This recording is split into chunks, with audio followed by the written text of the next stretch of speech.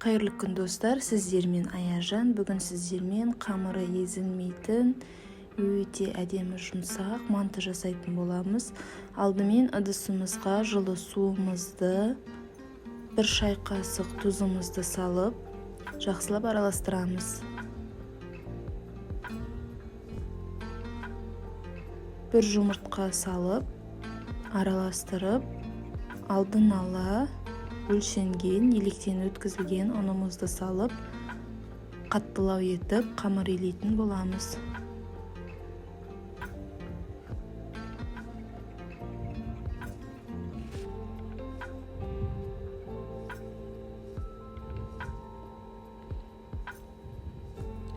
Қамырымызды илеп болғаннан соң столдың бетіне қойып, тағы да жақсылап еуін қандырып илейміз. Кейіннен салафанға салып 20 минутқа демалдырып қоямыз. Қамырымыз демалғанша салмамызды дайындайтын боламыз.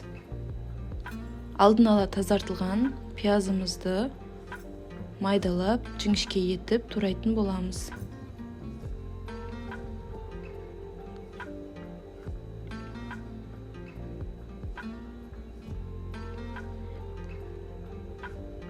Пиязыңыздың көлемі мен салмағы мен фаршыңыздың салмағы бірдей болса, яғни пияз көбірек қоссаңыз, мантыңызда дәмдірек шығатын болады және де сочный болып шығады.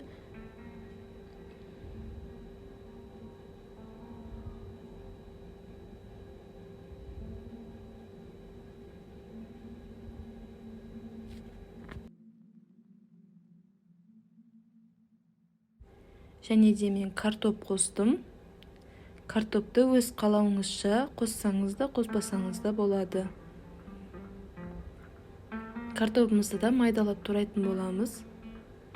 Рецепт ұнаса, каналға тіркеліп, лайк басып, комментарий қалдыра кетіңіз. Алдағы уақытта жеңіл, оңай рецепттермен бөлісіп отыратын боламын. Картопымызды турап алдық. Енді фаршымызды салып араластыратын боламыз.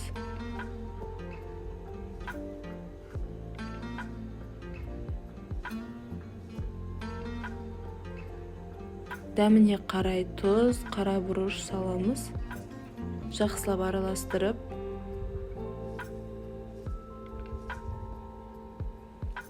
бетін жауып қойып қоямыз.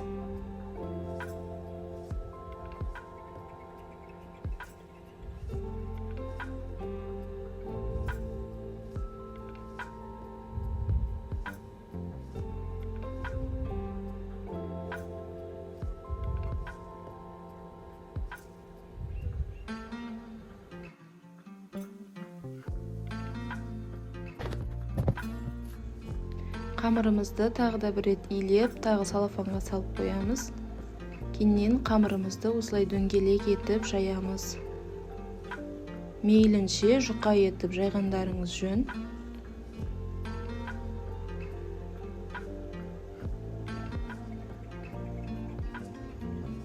Осы бір зуала қамырдан 2,5 лист манты шықты.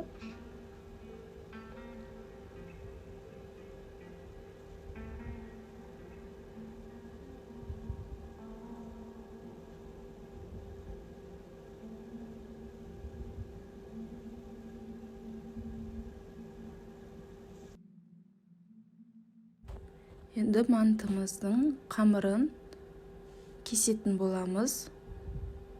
Осылайша орташа көлемде 4 бұрышты формада қамырымызды кесіп аламыз.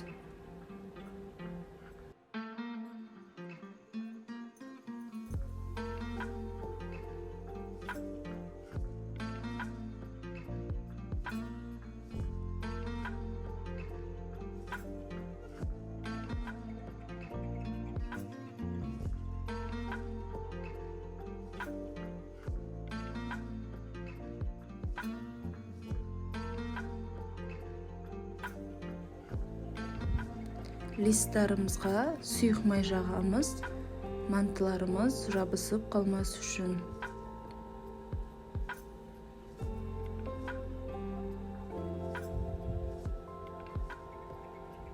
Және де қамырымызға дайын болған салмамызды салып, әдемілеп түйетін боламыз.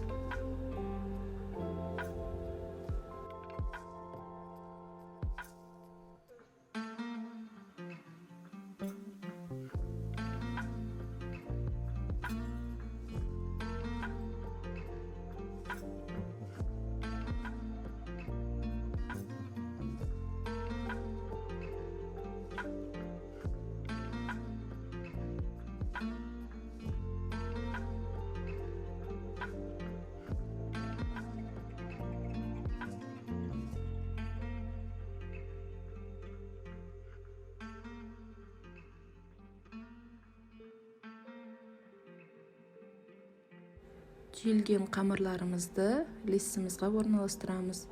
Қатты бір-біріне жабыстырмай, араларын ашып, ашыңқырап орналастырамыз.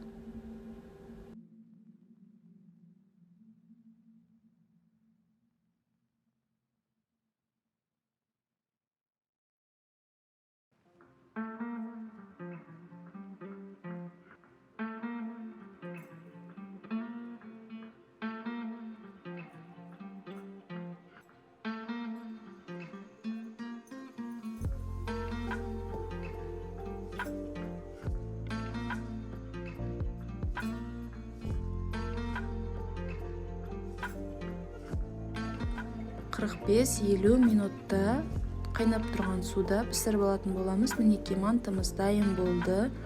Енді тарелкаға салып ұсына береміз.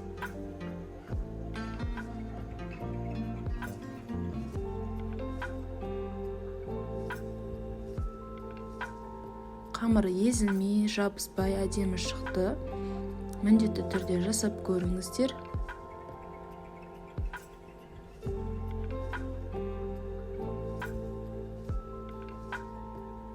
Ас болсын баршаңызға.